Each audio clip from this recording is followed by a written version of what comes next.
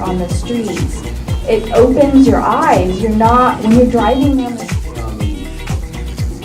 I make art to share my ideas and my philosophical perspective, and I try to make sure that the way I sell my art is in sync with my philosophical perspective, which is that art's for everyone.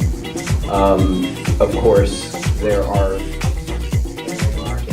the fact that artwork is exchanging hands very rapidly, sometimes at greatly increased prices outside of the traditional gallery network.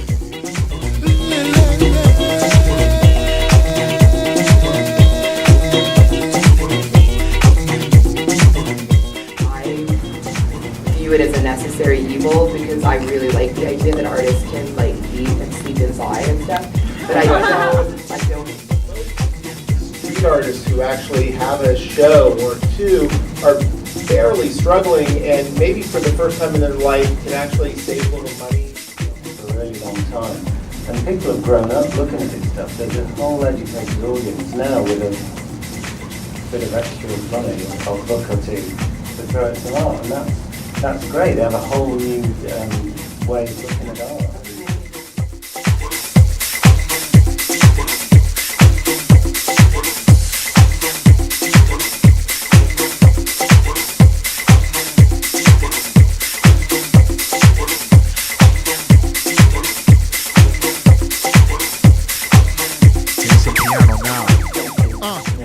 As an auction house, the collector responds, talk a little bit about the market, and then I want everybody to sort of talk about the market and people that are collecting this kind of art.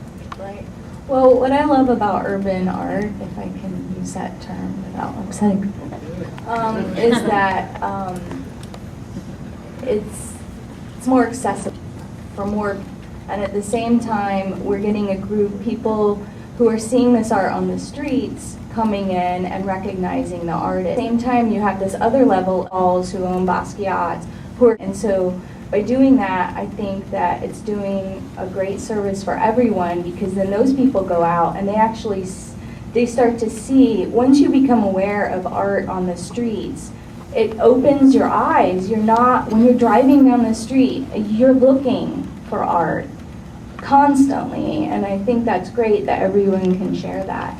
That's definitely, Shepard brought up Robbie before, and that's, his show up right now. If you haven't Box 16, you need to make it over there. But, the thing is, and, I had to write about it with Favorite Bill, and it was one, I've known Robbie a long time, but the point of the show was, as I wrote, even his biggest fans mostly see his work from their car, driving by. And so what you may not realize, and why would you, is that he's got this whole parallel thing of this crazy art historical academic studio painting practice. That's oil paint, that there's no text, there's no politics. He likes skeletons, he likes glittery bunny ears. It's crazy art that you only really can recognize as being Robbie's, because when he draws the figure, he does that thing with the very thick lines, and that's really, his style. But you would look at it and go, if you didn't know, you would be more like, wow, that painting looks kind of like Robbie Cannell's posters.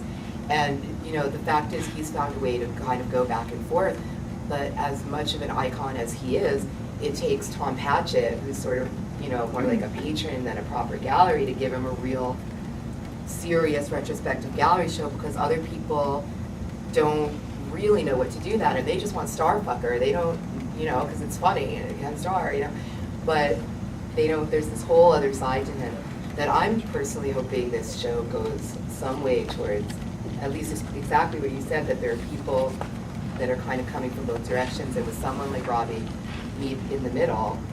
But he's had the same struggle that you have, that you're just kind of starting, you know, to try to, how do you fuse those things without being schizophrenic, without taking the power away from each kind of practice. I mean, it's all very, but you know, you wouldn't walk into the show that's up at track 16 right now and think urban, or I mean, maybe you would or wouldn't, but there's not a lot of the poster stuff and evidence. They, you know, it's a very interesting experiment. You know, just go and see, because the way it's installed also, it kind of gets at some of those interactions, and he's a perfect case study. I'm really glad you mentioned him. Shepard, in the last couple of years, your market has really, really changed. Huge shift in your place in the marketplace, the public awareness of your work. We're still sort of going about it in the same way you have.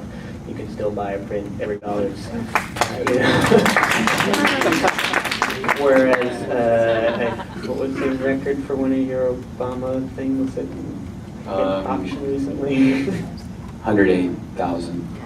But the money went to a charity, inner city schools. So. And yet your gallery work is you know, certainly gone up in value in the last couple of years. How do you feel as an artist it's affected both your creative process and, you know, like you? Well, I art to share my ideas and